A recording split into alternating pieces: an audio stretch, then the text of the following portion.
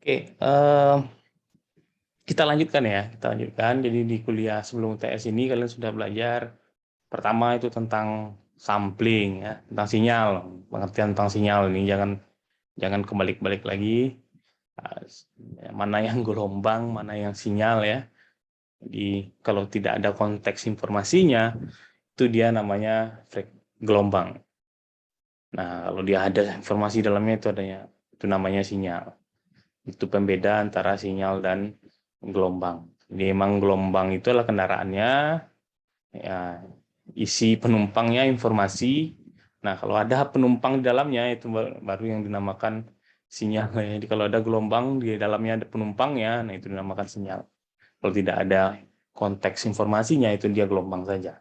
Jadi emang kita banyak mengolah-olah gelombang ini ya, bermain dengan frekuensi. Nah, lalu setelah pertemuan kedua nggak salah kita melihat tentang sampling, sedikit tentang sampling ya kemarin.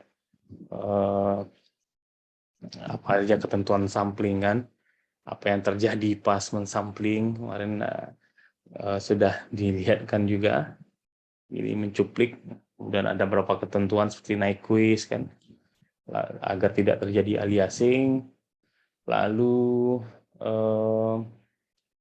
berikutnya masuk kita ke Z transform. Z transform ini sebenarnya ya pendekatan pertama ya, pendekatan pertama dari tools yang bisa kita gunakan untuk melakukan pengolahan sinyal digital.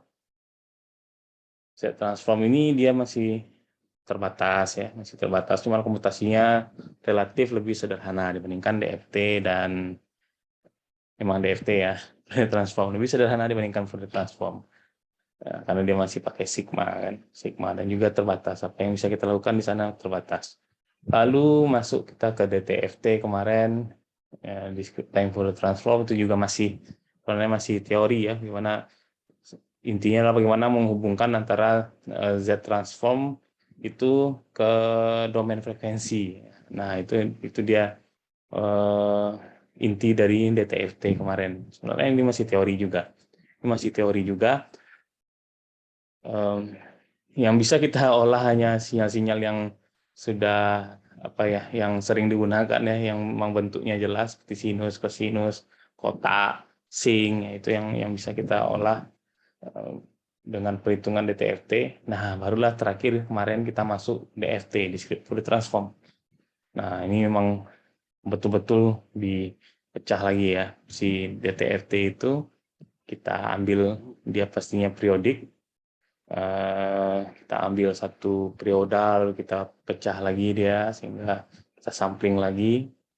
Nah, kemarin kita udah dapat perhitungannya, ternyata ini seperti perkalian matriks saja gitu ya. Perkalian matriks saja. Nah, intinya adalah kemarin kita udah lihat spektrum frekuensinya seperti apa. Nah, sekarang kita coba balik lagi ya. Mungkin karena setelah kita udah mengerti spektrum frekuensi ya, teori frekuensi, teori spektrum, kita balik lagi, mungkin kita dapat perspektif yang lain. Nah, kita coba lihat ya. Kita coba lihat pertama ini tentang sampling lagi ya. Kita balik lagi tentang sampling. Secara teori ini kemarin ini kalian udah lihat kemarin ini kan tentang sampling. Ya, ini sinyal itu kita cuplik ya beberapa waktu tertentu. Ya, harusnya seragam ya jaraknya. Nah, ini kita cuplik. Nah, secara teori mencuplik ini kan sama saja sinyal tersebut ya, sinyal yang ini, yang biru ini kan. Ini bisa nggak saya? Bentar. Penanya. Nah, inilah ya. Nah, sinyal biru ini saya kalikan nih. Ini saya kalikan dengan ini. Ya. Kalikan dengan ini namanya pulse train. Pulse train nilainya satu semua. Nilainya satu semua sampai hingga lah ya. Nah, ini perkalian apa namanya? Yang lawannya konvolusi ya. Bukan perkalian biasa. Perkalian antar dua sinyal ya, perkalian antar dua sinyal. Teori konvolusi kemarin kalian saya udah kita lihat di transformasi Z ada, di transformasi Fourier ada, baik DTFT maupun DFT. Nah, ada yang namanya teori konvolusi ya. Jadi konvolusi di domain waktu itu padanannya multiplikasi ya, perkalian di domain frekuensi. Begitu juga sebaliknya. Perkalian di domain kalian tadi apa saya bilangnya? Ya, perkalian lah. Sekarang perkalian di domain waktu itu artinya konvolusi di domain frekuensi ya. Nah, jadi ini sama juga. Ini artinya adalah perkalian di domain waktu ya. Perkalian di domain waktu artinya adalah konvolusi di domain frekuensi. Nah, ini yang lucu adalah yang enak. Sinyal pulse trend ini, anggaplah ini dia T ya. Ini jaraknya ini T lah kan. Kita kasih jaraknya ini T. Ini juga T jaraknya ya. Ini T. Ini juga T. Nah, ini dia bentuknya di domain frekuensi juga. Ini domain frekuensi lah, anggaplah ya. Ini domain frekuensi. Bentuknya domain frekuensi juga pulse trend juga. Nah, kayak gini juga dia. Cuman jaraknya adalah F lagi sekarang. F ini adalah per TH ini ya, kali 2pi. Kali 2pi kalau nggak salah ya. Bagi 2pi, saya lupa. Bagi 2pi ya. Nah, si sinyal ini anggaplah dia punya bentuk frekuensi seperti ini.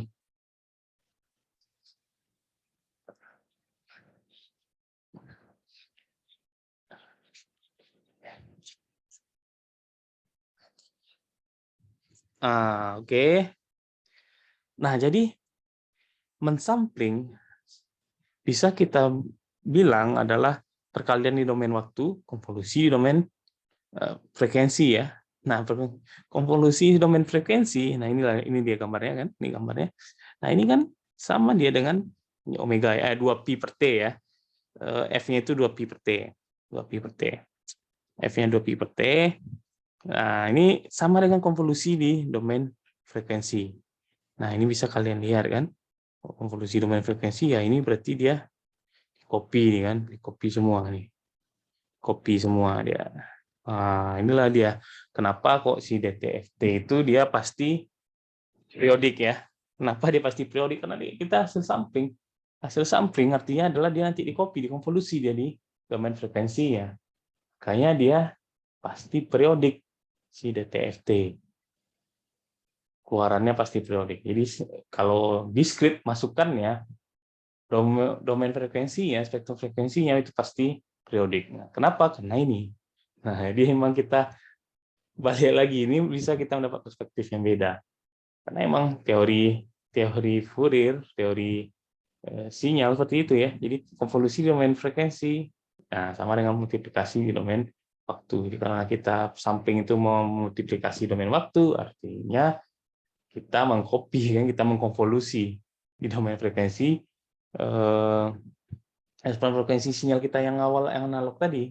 Nah, itu di copy dia sama. Nah, di sini juga kita bisa lihat teori. Nah, ini dia ya. Nah, ini kan di copy dia kan. Jadi kita mensampling ini sama aja kita mengkonvolusi ini. Nah, ini yang gambar cantiknya lah ya. Lalu, apa itu teori? Kenapa kok harus apa kemarin ya? 2 kali frekuensi itu kemarin cerita kita yang sampling itu minimal 2 kali frekuensi sinyal yang disampling, itu teorema Nyquist namanya kan. Terusnya kalian juga udah belajar di mana ini, di sinyal ya, sinyal sistem. Nah, ini juga kaitan ya. Ini dia ya. Jadi karena kalau apa tadi ya, mana dia tadi ini. Nah, ini ya, ini kan T ya, T 2pi per T. Jadi kalau T-nya ini kalau di domain waktu ya, T-nya ini makin rapat, F-nya ini makin renggang ya, makin renggang ya. Karena 2pi per T misalnya. Ya. Jadi semakin rapat kita mensampling, nah di domain frekuensi dia semakin renggang ininya ya. Jarak ininya juga semakin renggang. Nah, tapi kalau di domain waktu jarak ininya semakin sempit, T-nya itu ininya semakin sempit. Nih yang T kan, ini semakin sempit, nah omeganya jadi semakin renggang. Nah, kenapa teorema Nyquist adalah kita harus mencari jarak ininya, W-nya ini minimal 2pi ya, 2pi. Nah, ini dia sinyal yang akan kita sampling misalnya kan. Dia punya frekuensi W lah di sini kan, W. Nah, dia sebenarnya ada padanan di bagian negatifnya, ya. Jadi di bagian positifnya ada, bagian negatifnya ada. Misalnya kayak kosinus ya. Kosinus itu dia seperti ini. Ada dua ya, ada padanan positifnya, ada padanan negatifnya.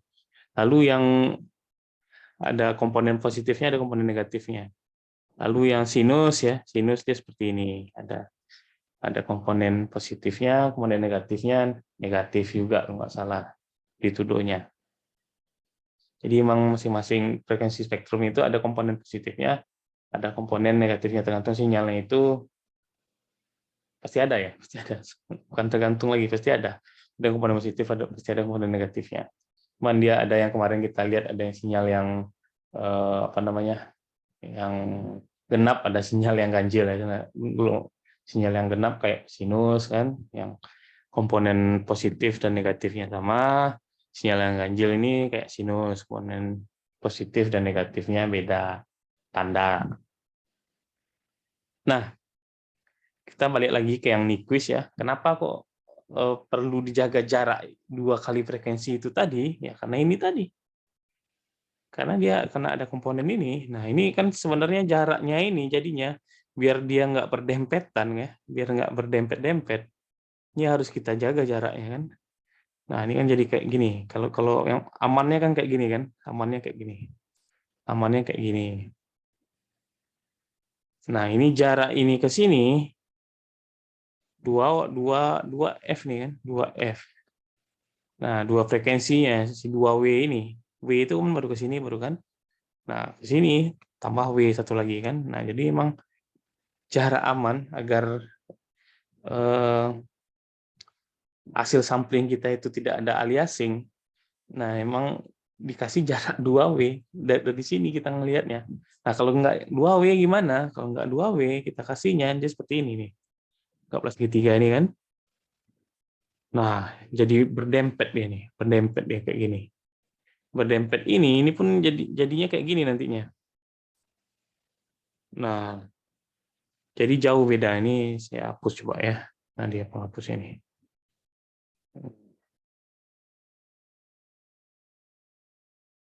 Oh, gitu dia.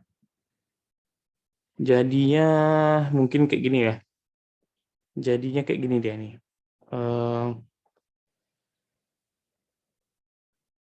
Nah, jadi jauh bedanya ya. Jauh bedanya. Nah, inilah sinyal yang terkena aliasing. Harapan kita kan tetap kayak gini. Nah, kalau udah seperti ini susah kita merestorasinya lagi. Merestorasinya ulang. Udah banyak nih kan.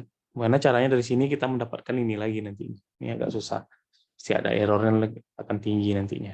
Nah, ini yang dimaksud dengan aliasing ya. Ini aliasing. Ini aliasing. Nah, ini yang teorema Nyquist secara aman itu ya. Cara amannya minimum sinyal sampling kita 2F lah ya, frekuensinya 2 kali F, 2 kali frekuensi sinyal yang akan disampling. Nah, ini dia aliasing. Nah, ini aliasing ini biasanya kan kalau yang mahasiswa nih pasti ngerti kan, apalagi yang main game kan. Kalau nyalakan fitur anti aliasing ya langsung patah-patah kan, langsung berkurang FPS-nya. Karena emang operasinya lumayan berat ya, lumayan berat. Kalian harusnya juga paham kan kalau di game itu kan kelihatan kan beda yang di aliasing dengan yang tidak pakai filter anti aliasing tuh kelihatan kasar-kasar gambarnya kasar-kasar karena emang di game itu kan mereka mungkin pas production-nya membuat karakternya itu resolusinya berapa gitu kan. Nah, kita mainkan di resolusi yang lebih rendah kan. otomatis ya pasti terjadi aliasing. Ya, anggaplah mereka membuatnya di berapa ya resolusi? Anggaplah 2000 resolusinya kan 2000 kali berapa gitu kan? Kita mainkan di layar 1000 kali 700. Nah, itu kan pasti terjadi aliasing nantinya ya, pasti terjadi aliasing.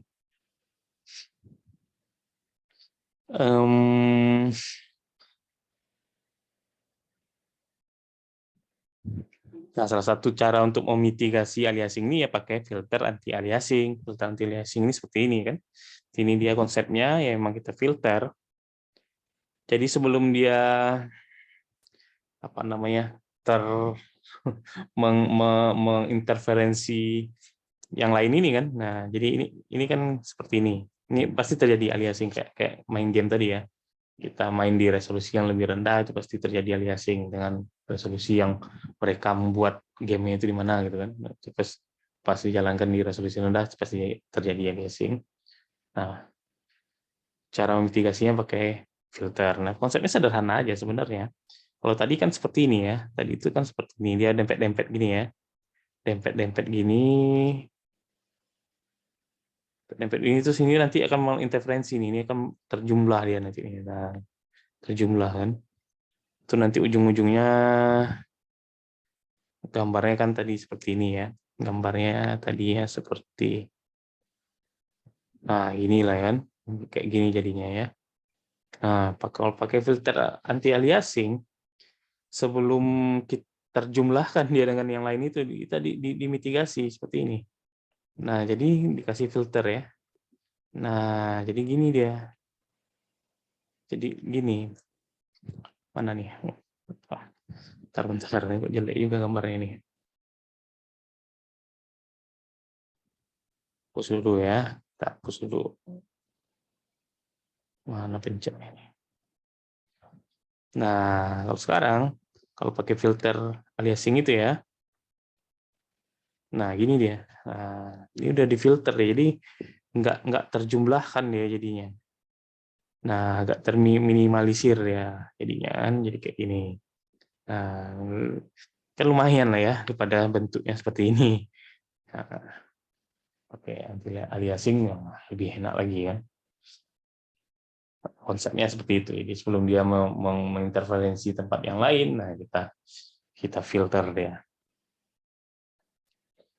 Ini juga salah satu konsep filter ya. Filter nanti kalian belajar setelah UTS juga nanti.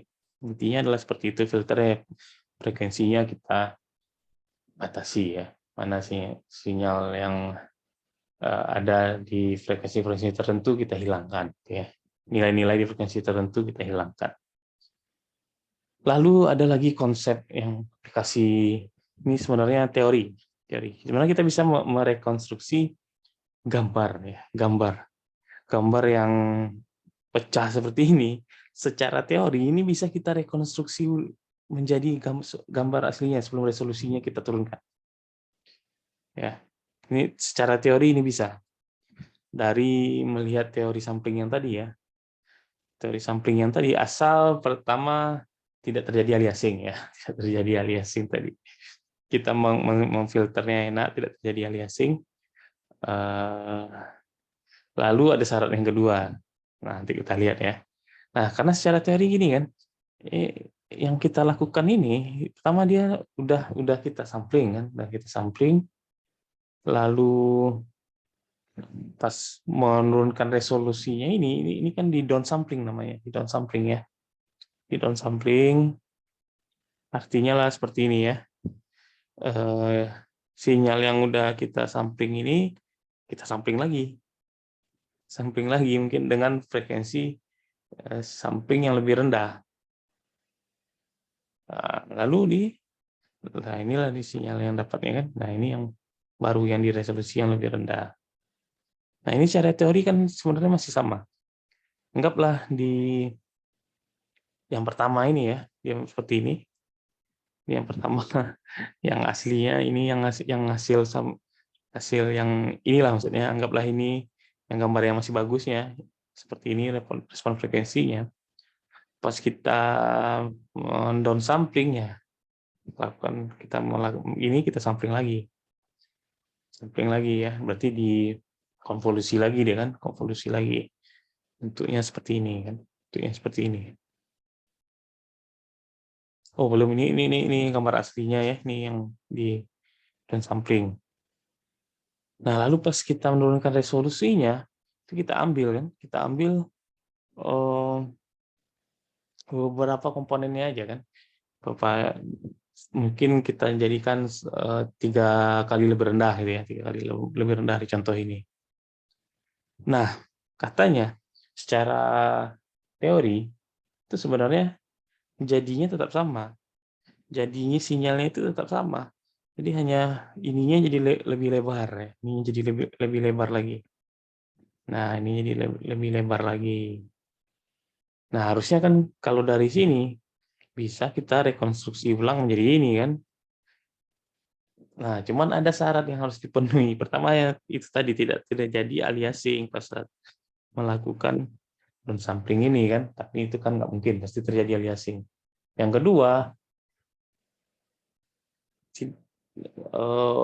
apa namanya, pas melakukan konversi digit AD-nya ya, analog to digitalnya harus lossless ya, harus lossless. Nah, ini yang susah nih. Karena kemarin kita belajar kan, kalau tergantung banyak bitnya ya, tergantung banyak bitnya kita mendefinisikan satu sampelnya itu. Semakin kecil bitnya itu errornya akan makin tinggi.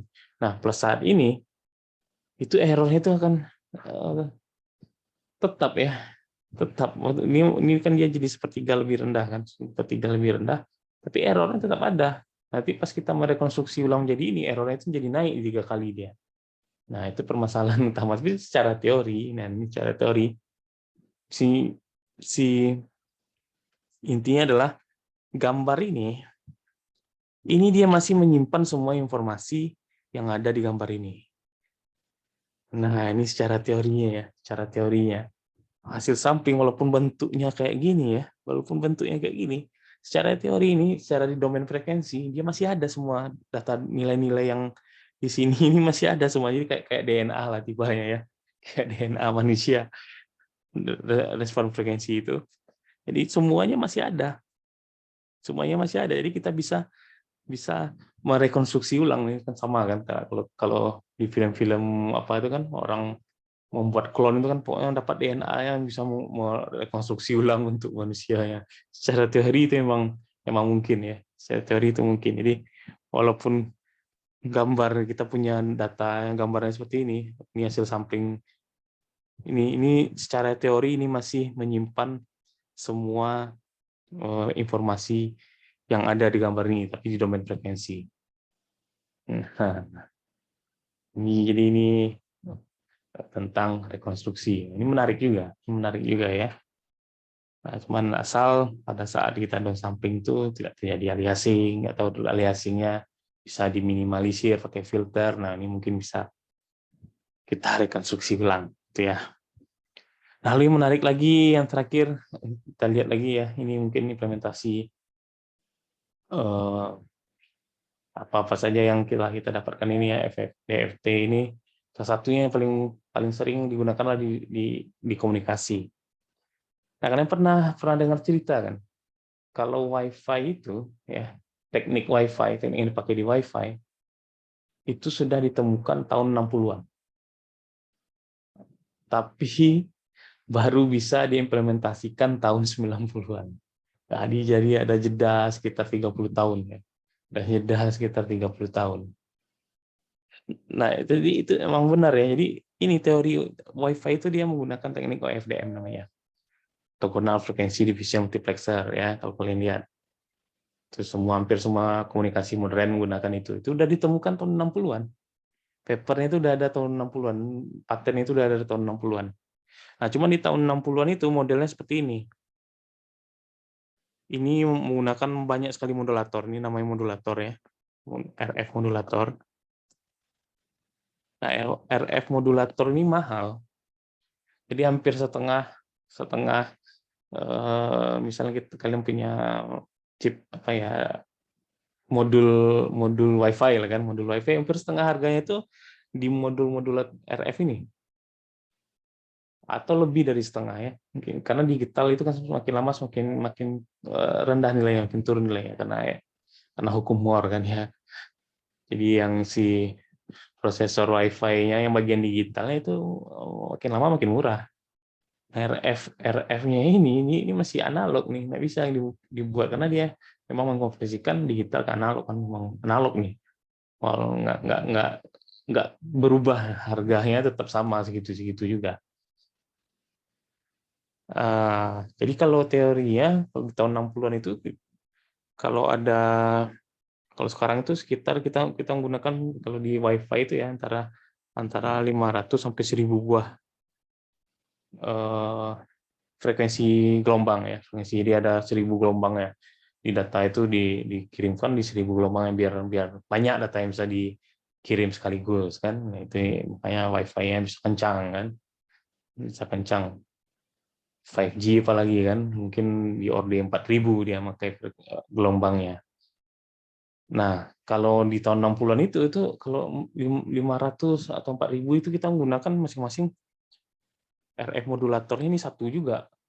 Bayangkan kalau harganya berapa lah itu kan? Anggaplah memang setengah ya, setengah harganya berarti kalau dia 500 berarti harganya naik jadi 200 kali lipat. 200 kali lipat itu bayangkan mungkin nggak mungkin nggak apa ya, nggak cost efektif lah ya. Jadi walaupun teorinya udah ada tahun 60-an, orang nggak bisa membuatnya, nggak mau orang, bukan nggak bisa ya, nggak mau orang membuatnya, nggak akan bisa dijual, nggak akan bisa dijual ya. Nah barulah setelah tahun 90-an, setelah FFT ditemukan, nah orang mulai mikir gini ya. Jadi kita FFT pertama kita bicara FFT dulu ya. FFT itu kan dari ini ya, dari sinyal ini yang di domain waktu ini diubah menjadi untuk frekuensinya apa ya? Anggaplah DFT lah. Ini DFT kita baru DFT belajarnya ya. Lalu di bawahnya dari ini menjadi ini IDFT. DFT. Nah, kalau dilihat lagi ya, sebenarnya proses IDFT ini mirip nih dengan proses ini, modulasi ini. Jadi kita tinggal masukkan nilai-nilainya di domain frekuensi ya, masukkan nilai-nilainya. Lalu kita IDFT itu sama aja dengan memodulasi mau 500, mau 4000, nggak masalah. Jadinya kan seperti ini nantinya. Nah, jadi kita cuma perlu satu aja modulatornya tadi itu ya, RF modulatornya. Walaupun ya, sinyal yang akan digunakan itu ratusan ribuan, jadi tetap modulatornya itu hanya satu. Nah, jadi ini yang OFDM yang modern, yang versi tahun 60-an seperti ini. Nah, ini yang modern ya. Kalian lihat nih, dia menggunakan IFFT. Nah, ini core-nya.